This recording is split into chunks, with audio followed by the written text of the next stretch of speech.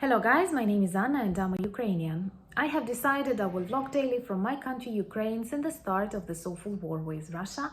And in my daily videos, I try to update you on the important real-life situations in Ukraine. And of course, I'm always glad to answer your questions, to clarify some facts from our history, our culture, or whatever interests you. But of course, there are lots of events in Russia and globally that I cannot ignore too, because they are closely connected to the future of our victory. And one of these events, actually global and important, is default in Russia. It was announced for the first time since 1918, so more than 100 years Russia managed to avoid default. But there are things that I have to clarify because Russians and many post-Soviet countries that were injured by Soviet regime treat poverty and economical problems totally different than the rest of the civilized world. So first of all, I'm sure that the majority of Russian society does not think that they face default because they have this Orwellian language and propaganda that is used everywhere in Russia to describe things that are negative and using positive terms. So perhaps, as I saw in various news resources, they try to explain that this is not the actual default, but a misunderstanding between Russia and, of course, the West, based on some financial aspects, but not the real default and problems that are starting to appear in Russian society due to sanctions. Also, I have a separate video where I discuss whether sanctions really work. And of course, I do not deny the fact that they are very important because both they create this pressure on Russia and Russian economy and Russian society, and also they demonstrate the solidarity of the world. But Russians treat poverty in a totally different way than many people who live in well-formed democracies feel, and even Ukraine, because like Ukraine being post-Soviet country has lots of traumas, has lots of things that we have to figure out and work out in our past. Now we will have more of these things once again because of Russia.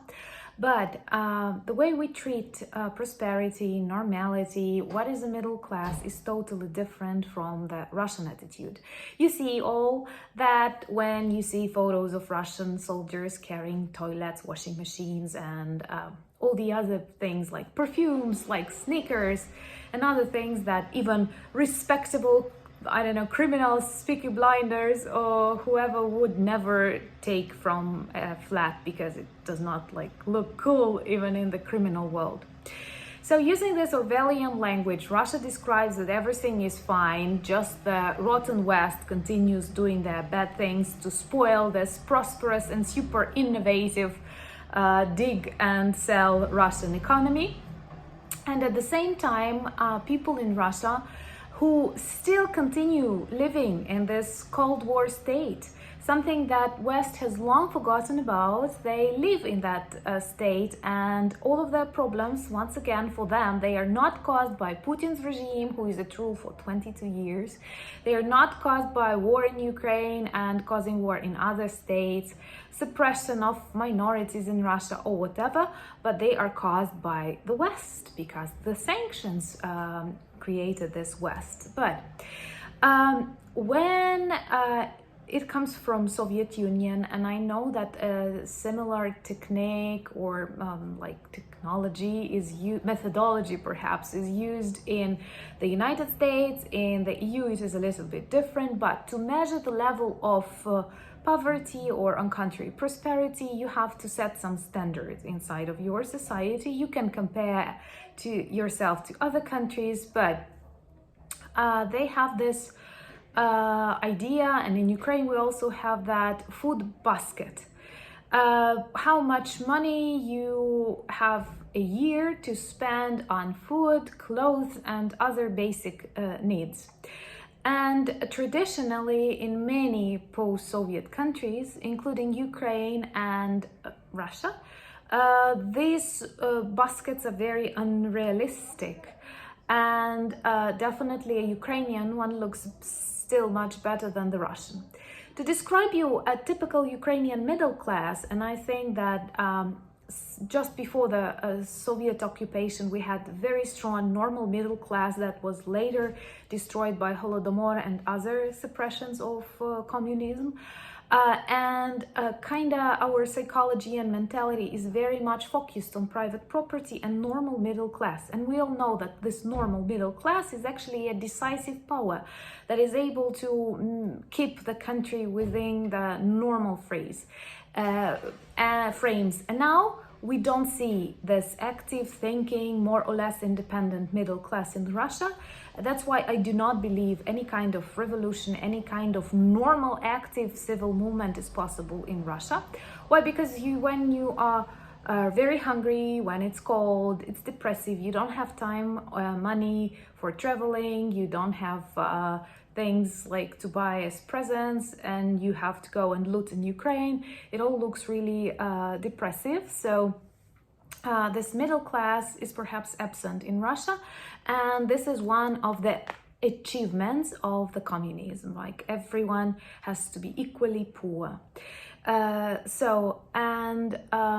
They still have this feeling like that rich people, and I'm not speaking about oligarchs and people who steal from the natural resources of their country or something like that, but normally rich people are bad. They have this attitude like that. Belonging to an upper middle class or to an upper class is always bad in Russia, and we have a totally different attitude in Ukraine. We do like it. So this traditional food basket in Russia, I have Googled and I have decided to read how does it look. I'm not going to focus on products because for me it's difficult to think in like liters of milk and kilos of meat. I don't know how many kilos of meat I eat per year, but for example, according to the traditional Russian food basket, you are supposed to wear your shoes for 3 years, your underwear for 2 years and 4 months, and your coat for 6 years and 6 months. You can change a television every 10 years. Or you can go to Ukraine. And it is all really sad, you know, because when you look at this level of life in Russia, you realize that it is both very good for Putin, because with people who are hungry people, uneducated people, angry people, they are very easy to rule, they are very easy to frighten, and of course, being angry, they always see these enemies around, and they feel, I am sure, like, you don't see hordes of immigrants planning to move to Russia. You don't see many people who want to study at the universities of Russia. You don't see many people who want to move and live in Moscow, in St. Petersburg, compared to Paris or New York. And I'm not talking about the small, depressive villages separated from each other like hundreds of kilometers somewhere in taiga. And such people, they do not think of philosophical categories. They don't have time for analysis. They don't have time for, I don't know, thinking, and they don't have this zeal, and it's all very depressive. And I don't know why they don't ask these questions. Why, describing Russia as the strongest power in the world, having so many natural resources, they live so bad. And definitely we see the anger of Russian soldiers who come here and they see the average Ukrainian flat, and they realize that this average Ukrainian flat is something like a very rich Russian flat. So this default is definitely good news. But once again, sanctions are meant to be long-term, to give long-term effects. And in Russia, it will be like 3 times that long, because they are used to poverty. Poverty is their normal being. And like empty shelves in Soviet shops, it's okay.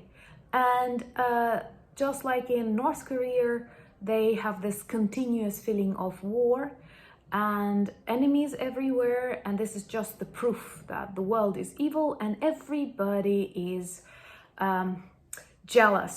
I don't know how it can be combined in your head, like you live so bad, but everybody is jealous of Russia.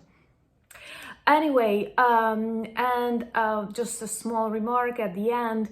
Many of people, when you look at the streets of Russia, they still wear clothes that were bought in the Soviet Union, you know, and it looks really sad, because we even have this description here. We sometimes say it's Soviet fashion. Oh, it looks too Soviet, and of course it's not a compliment. And I have a question to you.